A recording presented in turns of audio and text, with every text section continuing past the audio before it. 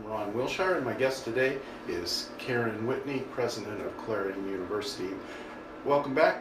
Good morning, Ron. Thanks. Morning. Let's jump right into this. The state system chancellor, Frank Brogan, of the 14 universities in the state system, recently announced that the system's facing some very severe budget challenges, and he's asked for a study on the entire operations of the state system, and he said some of the results may be mergers or even a closing within the 14 universities of the state system. And subsequently there was an article in the Pittsburgh Post-Gazette that had some of that information, and also mentioned, actually it was a quote from 2015 by one state legislator, that the universities perhaps facing the most serious challenge, at least financially, were Cheney, Mansfield, Clarion, and I think the article also mentioned Edinburgh, because of declining in enrollments. And the quote from 2015 was a legislator that wasn't really involved with the state system, but voicing concerns about the possibility of closing. So people have read that, people have reacted, and some people in the area are really concerned, especially about Clarion's future. Mm-hmm. So that's why we have you to talk about it. Well, there you go. Let me talk about it. A couple of things. There was the chancellor gave his remarks last week during a regular annual State of the System address. And I was there in Harrisburg. This time of year I spent a lot of time in Harrisburg to educate our lawmakers on the value of public higher education and the value that Clarion in particular brings back to the region. His remarks were pretty typical. He's been thinking, and the system board has wanted him to do a review of how we operate, how are we organized. So the first thing I want to say is what he was trying to do in his remarks, and I do have to blast your colleague from the Post-Gazette, because I think they were taken not only out of context, but they were taken, his first article, he not only took things out of context, but he was also cutting and pasting articles from 2 years before. So given the importance of the item that the chancellor mentioned, you can imagine I'm not particularly thrilled with the, I think, shoddy approach to telling an important story. The important story here is the chancellor sees that really over the last 10 years, and Clarion has been in the middle of this, we haven't been exempt from this, we've been in the middle of it, over the last 10 years, Clarion has experienced a 22% decline in state funding, a 29% decline in our enrollment, and at the same time, our costs have continued to escalate, primarily because of our labor agreements, which are out of my control, but I have nothing against labor agreements. What I have against is that the state, between the executive branch, the governor, and the legislature, they are broken. They need to fix a problem. And the problem is the governor agrees to labor agreements, but the legislature doesn't automatically fund them. So somewhere between the governor and the legislature, they have to figure out how to ensure the stability of these state assets, state universities. So when I hear, as college president, there's a concern about how we're organized, I say yes. I am concerned about how we're organized. I'm concerned that every couple of years a whole slew of new labor agreements are rightfully enacted, but they're not funded. And I think they need to be funded. They need to be fully funded. That if the governor agrees to contracts, they should be funded. I can't say that enough, and I'm going to Harrisburg now to ensure that, because the governor agreed to a whole slew of labor agreements the last couple of months, and there's no guaranteed funding, and that needs to be fixed legislatively. There should be a law that connects that together. Yes, we should look at how we're organized, but you know what? We're a learning organization. We should regularly look at how we're organized to be healthy. Clarion has, and in the statement I sent to the students and employees last week, we've been continually looking at how we're organized. We have reshaped ourselves. We have chosen to reorganize ourselves, not because a chancellor told us or a report told us, but because we're smart people dedicated to the long-term continued commitment of Clarion to this community, and so we are changing. So I look at the chancellor's talk not about anything that is dire or upsetting. It's a rally for change. And change is hard, change is painful. There are people who will feel hurt by change. There are people who feel disenfranchised by change. But it's a call for change. We've been changing, so I look forward to the review. I look forward to talking to anyone about how Clarion has chosen to change itself. We've introduced a whole new slew of academic programs in health and human services. We've greatly expanded our nursing program. Our education program over the last 10 years took a big hit, but we're good. We're back. Our ed majors are back, and that's growing. So we have growth in education, we have growth in business, and we have humongous growth in health and human services. And that's the new Clarion. We're not an old Clarion like we were 10 years ago. There's a new Clarion that's emerging, and it's a very exciting Clarion, and I welcome any review. I also welcome any review that can give us advice on how to do what we're doing better. That's how I looked at the Chancellor's remarks. Sure, he talked about the most drastic possibilities, but I think it's a matter of talking about the level of his commitment for serious change to help each university go forward. I meet with the Chancellor regularly. That's what he's told me his commitment is. That's my commitment. Right. You mentioned the governor. Well, the governor already has talked about his projection of the budget deficit this year. It's billions and billions of dollars. But although he has control over labor agreements, it's the decisions for the most part are being made by the legislature. See, I don't get it. I'm not a politician. I'm not a lawyer. I'm not an expert. I can't get how one part of the government can obligate without the funding. Right. And I've asked people about that who are smarter and more expert in the world than I am. But I think it's reprehensible then to obligate these public institutions to very important obligations. There is nothing more sacred than the salaries and benefits and work rules between an employer and employee. And in my view, I think it's irresponsible not to have thought out how these things really get funded and to ensure that they actually occur, versus on one hand you say they're going to occur and then you go back to a college president and say, well, you'll work it out. What do you mean I'll work it out? I have no margin. We're not a rich university. How do I work it out? That's irresponsible. Well, how do schools, I know they're trying different things to attract different students, but how do you deal with the financial impact of, I think the one report said that Clarion was down 29% in the last 6 years, and close to that for, I believe, Edinburgh and Mansfield. Well, the system overall is down 20%. 20%. It's systemic. Right. So this is not, the first thing I'm going to say, this is not unique to any one university. It's throughout the whole system of universities. Only Westchester in the eastern side of the state, which has really become a suburb of Philadelphia, has had any reasonable growth. Slippery Rock has essentially remained flat. If you look at their numbers, they've held their own. Again, they're becoming a near a suburban community to Pittsburgh. Everybody else has taken a hit in one form or the other. So it's systemic. So no one has done anything wrong. What different institutions are working right now to find out what's right for their future. We're reshaping. Like, for example, we have shifted from, our history is a beautiful 150-year history from we were first a seminary, then we were teachers, all about teachers for a long time. Then we introduced other professions like business. Then we went to a larger platform in the 70s and 80s to try to be all things to all people, because that was a big growth period in the 70s and 80s. Now we've become in a period of greater focus and connecting what we do to the highest needs of our region. Really, our region's western Pennsylvania, 200 miles around here, take a circumference of 200 miles. You get a little bit into Ohio and New York, but generally it's all Pennsylvania. And we're dedicated as a public university to look at what are the future needs of folks who want to live and thrive in western PA. And it's about professions. It's professions in teaching and business and healthcare and human services. And 80% of our students are now in professional preparatory programs. There is a coming back of western PA. It's slow.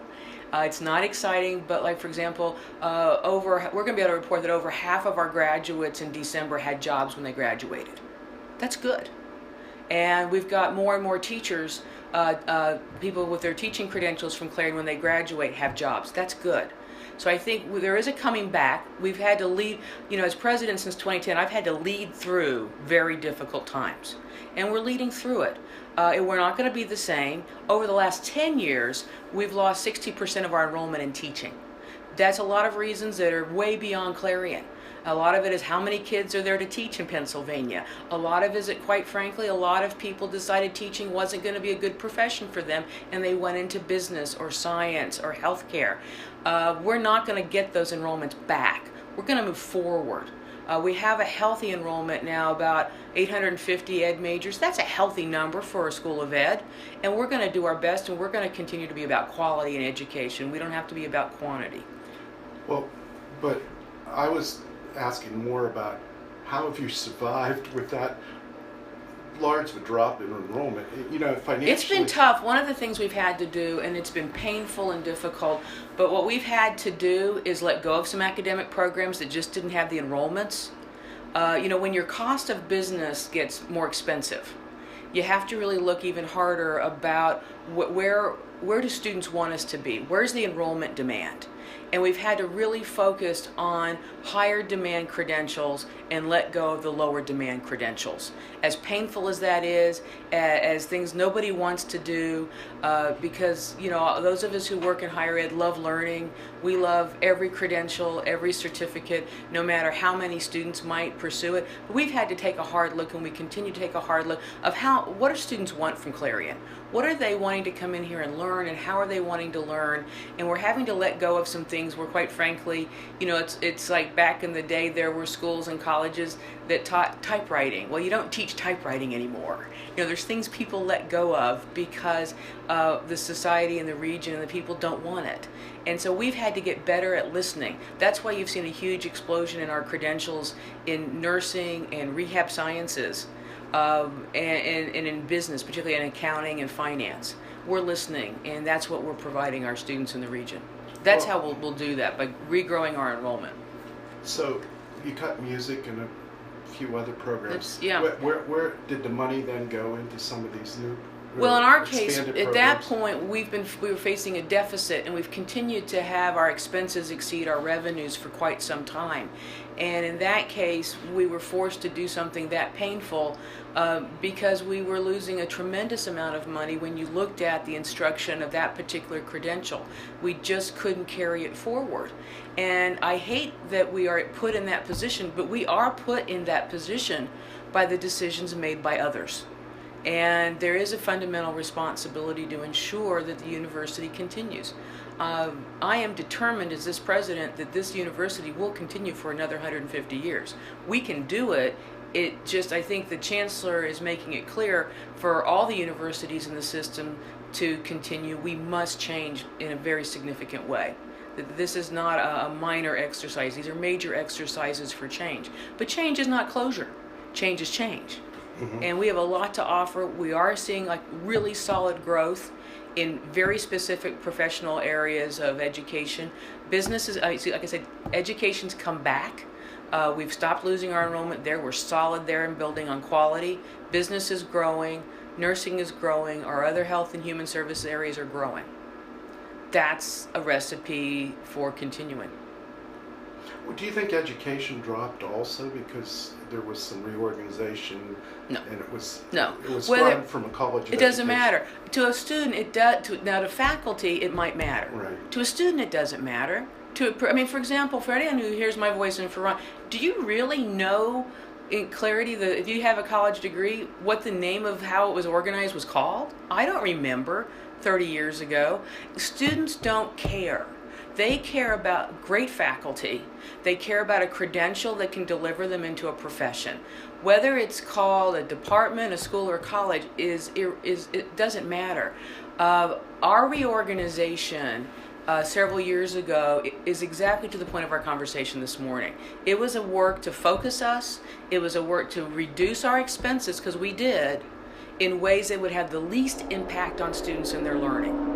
How we're organized to a student doesn't matter. They just want a delivery of a quality education. Now, I get it might matter to employees. It might matter dearly. It might have mattered to the dean that we had to let go in management. but it would not matter to students. Well, I think too it goes back to perception, like you had mentioned about the Post-Gazette article. When it was, however it was announced that Clarion was getting rid of its educational college, and people perceived that as Clarion was backing away.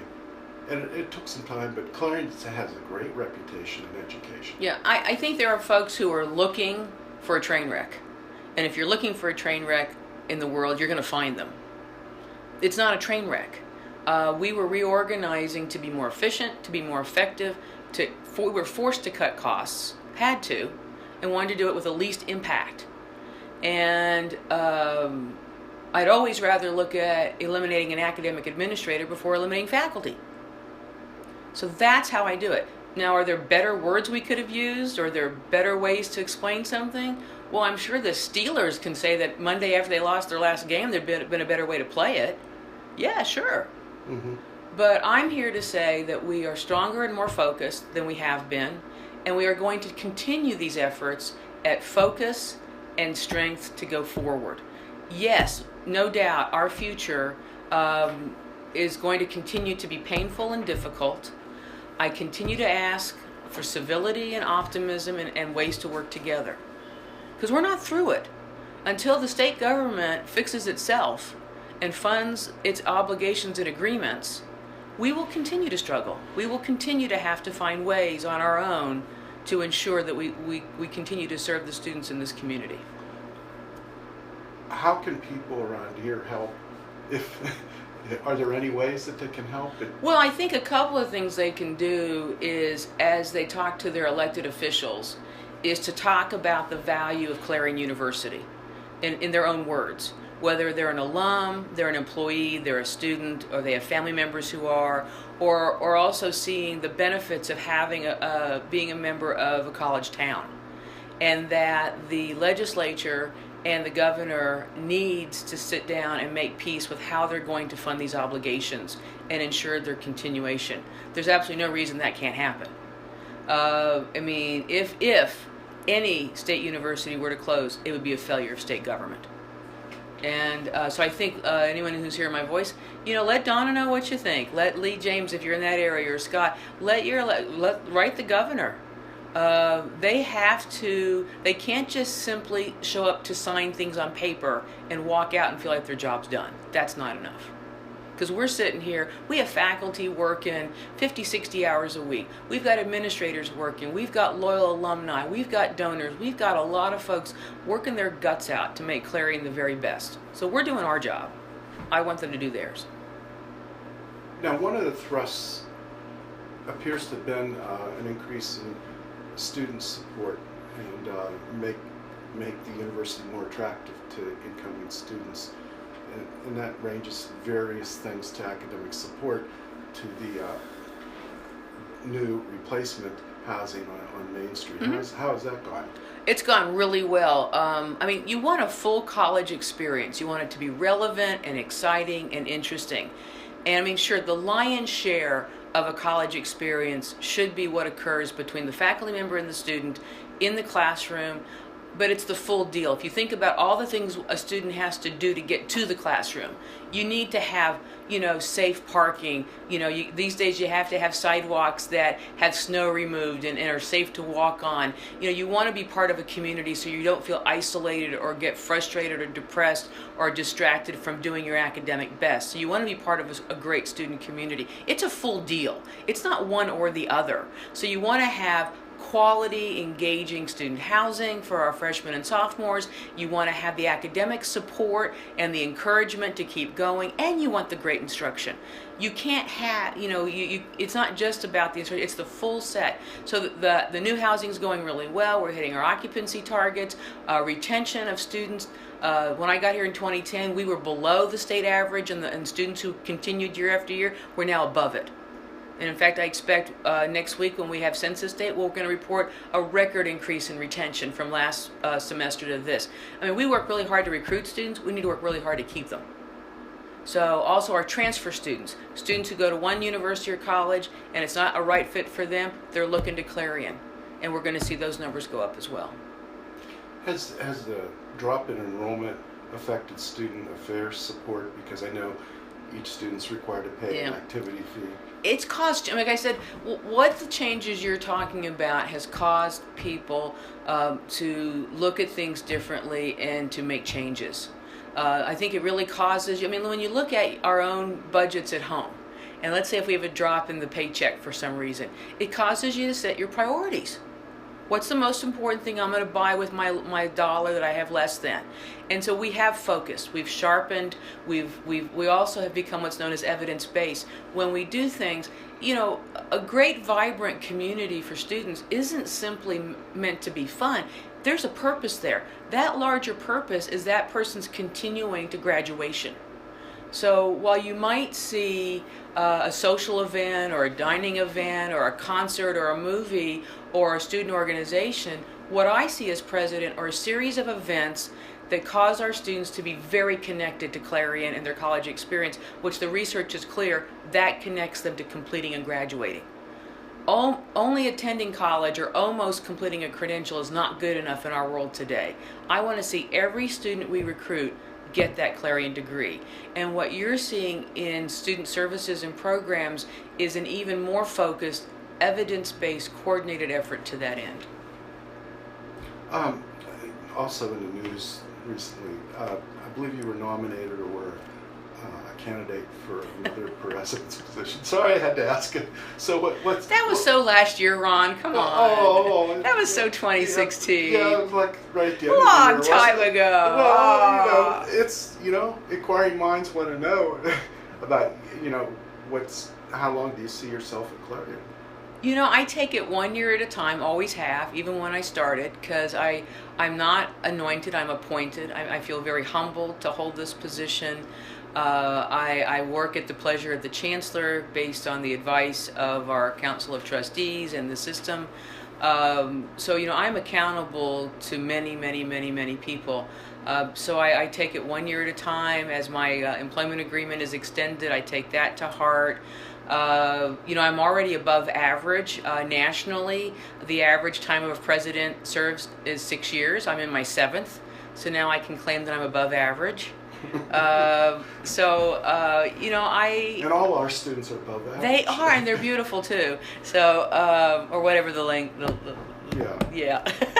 But no, I appreciate you asking. I have to tell you, I am always surprised on what makes the news, because I really don't think what Karen Whitney personally decides to consider or do or doesn't should be front page news. We should be talking about these larger issues and not about me, but it did. So I was a bit surprised by that, and I never think of it like that. But all of us have explored things in life, and then sometimes you come back and you realize that where you are is really where you ought to be. Right. Have we missed any major issues? Well, you talked about money, you talked about Harrisburg, you talked about enrollment. I think we need to talk about our basketball teams are doing really well this season, and I invite everybody to come over to Tiffin and watch the games. They're just a delight watching our students do so well. I think we've got film series and cultural events. They ought to go to the website and look at that. I see students coming back and forth to class. I talk to them when I pop into Starbucks to get a coffee, and I just love our students. The energy, the optimism, the excitement. So I'd say, if you're not part of the community, if you ever have a chance to talk to a Clarion student, talk to them, ask them how they're doing, and it really is heartwarming. So that's what I'm about. You reminded me of another issue. Sure. And I know it's out of your control, but the status of Tiffin's remodeling. Well, we're on track. We're working with the Department of General Services, and we anticipate that the bids will go out. I'm expecting to be told any day they'll actually be released. The budget is solid. The state's commitment to Tiffin is solid. We've had to re-engineer a couple of things over time because changes in the market and how much things cost. Because we're not going to ask students to pay for it.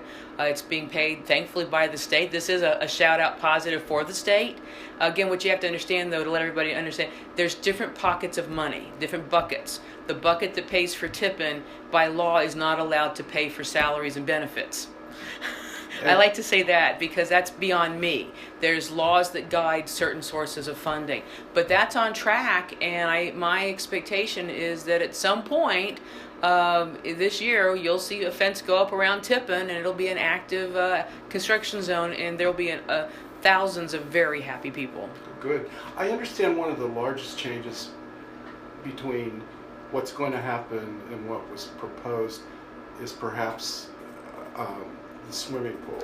Yeah, what happened was the marketplace, the cost of construction got larger, increased, and like I said, in a way, our whole talk this morning is you've got to be flexible and smart and willing to change to get the most important things done.